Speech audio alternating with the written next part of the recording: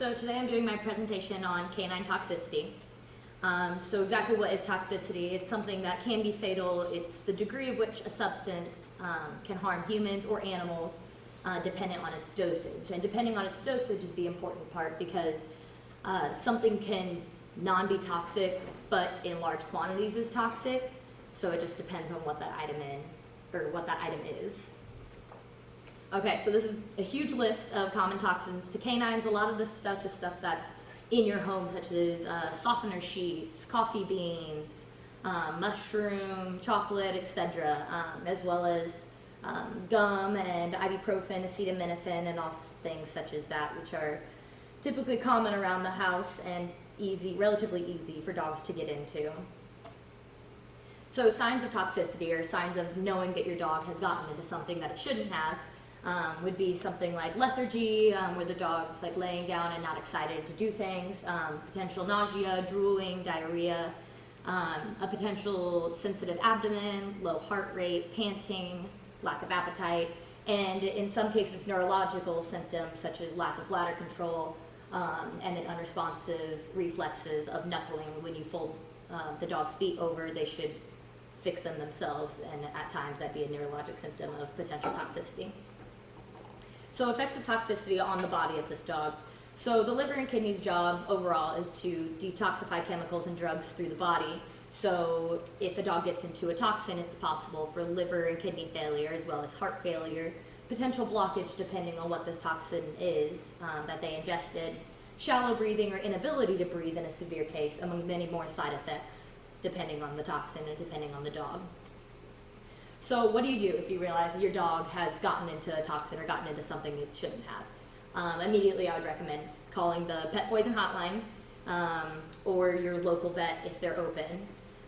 If the ingestion was recent, it is possible to treat it at home depending on what it is. In my instance, my dog got into coffee beans and I had seen her do it, so I knew exactly what it was she got into and how much, and so I induced vomiting with 3% hydrogen peroxide. And in that case, you give 1 teaspoon per 10 pounds of body weight, and then you can run and walk the dog around to mix the peroxide in the stomach, and then wait 15 minutes, and that should induce the vomiting. Also, depending on what it is that your dog got into, I would recommend immediately taking your dog to the vet for a workup, blood panel, etc.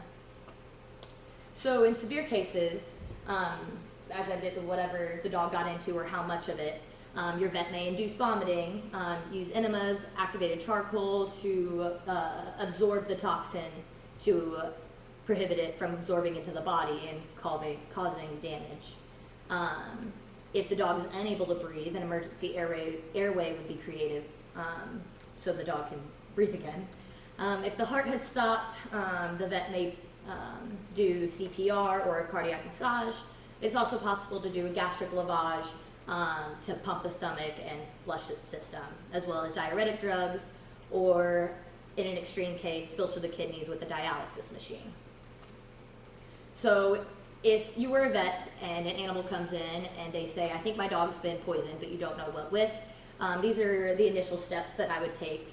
You would perform an initial physical exam, likely take a blood sample to do a full panel and complete blood count to see if the kidneys, liver, pancreas are being affected by the toxin.